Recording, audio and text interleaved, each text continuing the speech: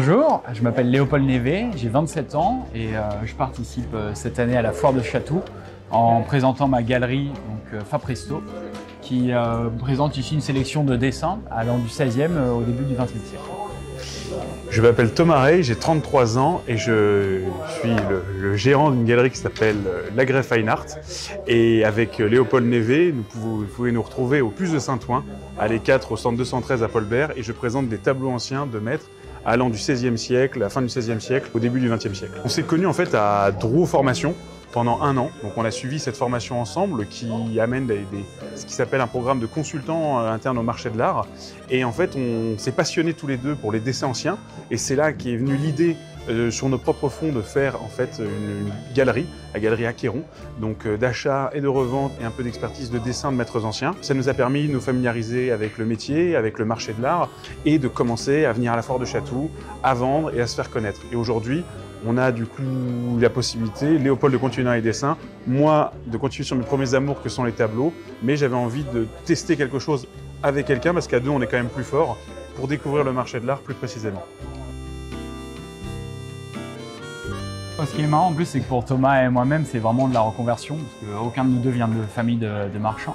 Donc c'est vraiment un métier qu'on a découvert, en tout cas moi un petit peu sur le tard. Thomas était plus familier déjà des maisons de vente. Mais c'est chouette parce que c'était exactement un petit peu le genre de rythme que moi je cherchais, typiquement. Donc une vie où en fait on exerce un petit peu 10 métiers différents, parce que ça là on retape nous-mêmes à chaque fois qu'il faut retaper des choses. Il y a beaucoup de travail de recherche, il y a du travail qui est commercial, il y a du travail, il faut aussi déplacer souvent, il faut aller chiner, etc. Et en plus de la manière dont Thomas et moi-même travaillons et aimons travailler, c'est aussi bien sûr découvrir des super pièces à chaque fois et d'essayer de tirer des fils. En fait, d'essayer d'avancer un petit peu sur la connaissance à chaque fois qu'on a. Et voilà, parfois la recherche peut aller très loin et mener à des superbes découvertes. Parfois, on se casse les dents pendant des dizaines d'heures sans jamais pouvoir avancer. Mais en règle générale, voilà, il y a beaucoup de moments d'excitation dans le milieu, que ce soit quand on découvre des beaux objets ou voilà, qu'on arrive, que grâce à son travail, on peut avancer sur leur compréhension et ensuite pouvoir les présenter comme des objets aboutis. D'une façon un peu triviale, en fait, on aime forcément, mais je pense tout le monde dans ce métier, quelle que soit sa spécialité ou même qu'il soit plus généraliste, on a tous envie de découvrir des trésors. Et il y a un moment donné, ces trésors, il faut les vendre. Et pour justifier quand même d'un prix de vente, parce qu'on a un budget, on va dire, à l'achat, qui est réfléchi, qui est calculé par rapport aux restaurations à faire, aux encadrements, etc. et à ce qu'on sent dans le potentiel de l'œuvre. Et derrière, c'est tout le biais des recherches de la provenance qui va nous permettre de justifier le prix de vente final. Et donc ça, c'est très important. On se doit à nos clients d'amener ça. Donc on cherche des trésors et on fait des enquêtes.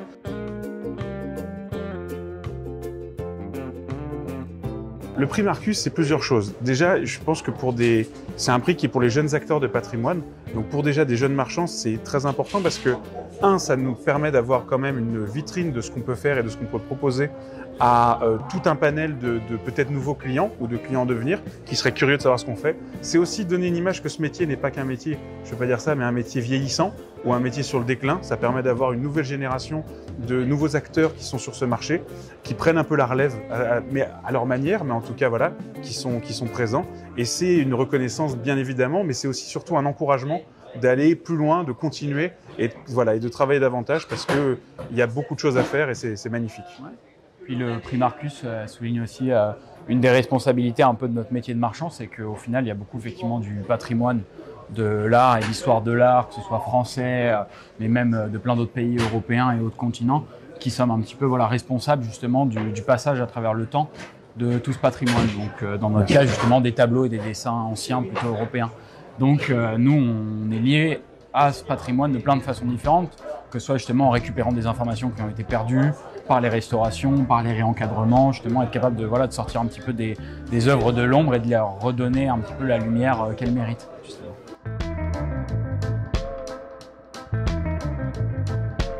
Alors l'œuvre qu'on a proposée et qui a été retenue pour le prix Marcus, c'est une grande aquarelle qui est donc sur papier marouflée sur un panneau de bois d'un artiste qui s'appelle Sir James Dromgold Linton, donc vraiment de la fin du 19e siècle, qui est un artiste anglais.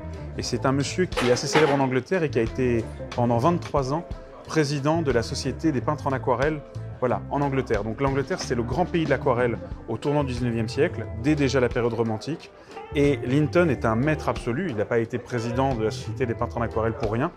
Et ce qui est formidable, c'est que c'est un sujet qu'on avait trouvé pas en France, mais à l'étranger. Donc c'est vraiment dans la logique de chercher vraiment loin et loin physiquement, géographiquement les œuvres. Le sujet est absolument passionnant et au dos, juste pour faire un petit aparté, je vais laisser Léopold aller un petit peu plus dans le détail.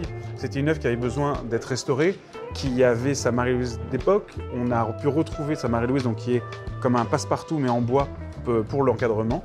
Donc on a pu retrouver des choses en découvrant et en faisant restaurant des nouvelles choses. Et au dos, il y avait un cachet d'une très grande galerie, qui était la galerie Thomas Agnew au 19e siècle, galerie qui existe toujours et qui, entre autres, avait vendu à l'époque l'autoportrait de Dürer. Donc c'était quasiment l'un des plus grands marchands du monde qui avait vendu cette très belle œuvre contemporaine de son temps à une collection voilà, en Amérique du Nord.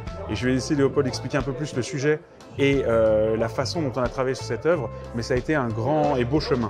Déjà, la première étape de la recherche, c'était d'identifier l'artiste, ce qu'on a pu faire assez facilement grâce au monogramme qui était en bas à droite de l'aquarelle. La date ensuite 1890, donc il fallait rapprocher, pour nous ça a apparu après quelques recherches un petit peu évidentes des consultations de musée, d'approcher toute une série qui a vraiment donné une popularité très importante à Linton en Angleterre à l'époque, qui est une série qui présentait dans les salons des aquarellistes d'héroïnes tirées de la littérature anglaise et de la culture au Royaume-Uni. Donc pour la plupart des héroïnes de Shakespeare. Donc par exemple, il y en avait une dédiée à Célia de As You Like It. Et en fait, en poussant les recherches, on a pu découvrir qu'il avait aussi travaillé sur des héroïnes des romans de Sir Walter Scott. Et voilà, en fouillant dans les romans de Sir Walter Scott, on a pu déduire qu'il s'agissait d'une Mary Stuart, du coup, donc la fameuse reine d'Écosse, tirée du roman de Sir Walter Scott, L'Abbé, donc The Abbot, qui parle de son exil sur l'île écossaise de Loch Leven, où justement on distingue en fond le château de Loch Leven, les grandes prairies écossaises, et dans le fond à droite, bien sûr, le lac qui entoure ce château. Donc c'était super de pouvoir rapprocher cette aquarelle de toute cette série qui a vraiment consacré la popularité de Linton en Angleterre à la fin du siècle. On chasse des trésors et c'est formidable parce que là, il y a vraiment, c'est complet dans la recherche, c'est complet dans le travail de restauration. On a même, comme elle avait sa Maryse d'époque, mais qui était cachée derrière une bronzine, la bronzine, ça ressemble à de la peinture d'or qui cache la dorure. Et en la faisant enlever par un restaurateur de cadre, on a découvert, même là aussi, la signature de l'artiste sur le cadre. Donc on savait que ça allait avec. Donc c'est des petites informations qui peuvent paraître anodines, mais qui donnent un aspect unique, muséal et une histoire aussi dans l'œuvre. C'est vraiment un petit bijou et une merveille absolue de trouver des œuvres comme ça parce que déjà les trouver c'est magnifique, les aimer et en plus faire tout ce travail de recherche, c'est ça, c'est une enquête et chaque porte ouverte nous amène vers un autre univers. Donc ça c'est important.